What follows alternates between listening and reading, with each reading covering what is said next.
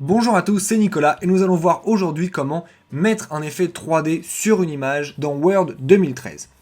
Pour ça, lorsque vous avez votre image, il faut d'abord la sélectionner en cliquant une fois dessus, puis aller dans Outils d'image, Format. Ici, vous avez Effet de l'image, vous cliquez dessus, un volet déroulant arrive et vous avez Biseau et Rotation 3D. Ces deux choses-là vont vous permettre en fait de mettre un effet 3D sur votre image. Biseau va mettre un relief sur votre image, donc par exemple on va mettre celui-ci, et vous allez mieux comprendre lorsqu'on va mettre la rotation 3D, en faisant une rotation rapide par exemple celle-ci, une qui affiche l'image. Vous voyez que votre image a un petit peu de profondeur ici, c'est ce qu'on appelle le biseau. S'il n'y avait aucun biseau, on va le mettre tout de suite, vous voyez que l'image perd de la profondeur. Donc on va mettre différents types de biseau et vous voyez que effectivement ça change quelque chose lorsqu'elle est inclinée sur le côté et lorsqu'il y a une rotation 3D.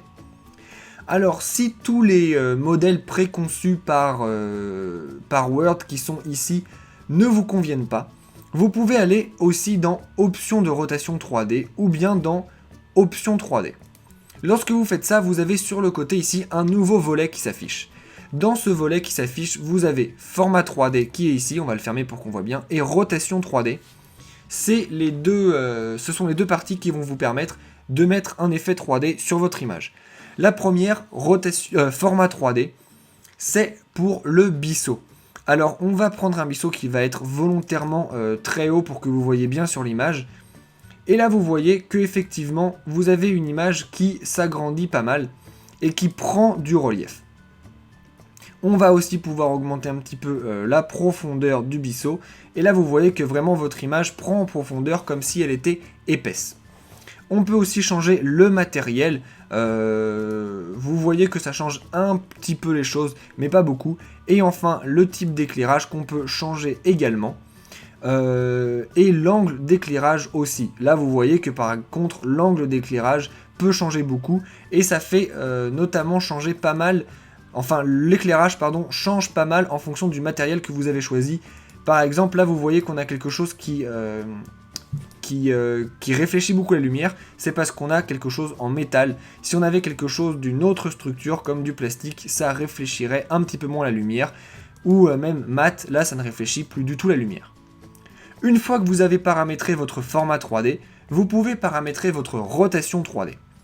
Alors vous avez effectivement les présélections exactement comme vous aviez en haut tout à l'heure, mais vous pouvez aussi modifier complètement l'angle de rotation, exactement comme je le fais ici, comme je le fais juste là, ou même comme je vais le faire avec celui-ci. Donc vous voyez que vous pouvez vraiment modifier énormément de choses sur les formats 3D dans Word 2013. Si maintenant vous voulez aller un petit peu plus loin avec la mise en forme des images, eh bien écoutez, je vous conseille d'aller dans la description de cette vidéo où vous allez trouver des liens vers plein d'autres tutoriels. Vous trouverez aussi des liens vers d'autres grandes parties de Word expliquées aussi simplement que dans cette vidéo. Et pour ne rater aucun tuto, abonnez-vous à la chaîne. Si vous voulez nous poser directement vos questions à propos de Word ou d'autres logiciels, vous pouvez laisser un commentaire sur cette vidéo ou nous envoyer un message sur Facebook ou Twitter.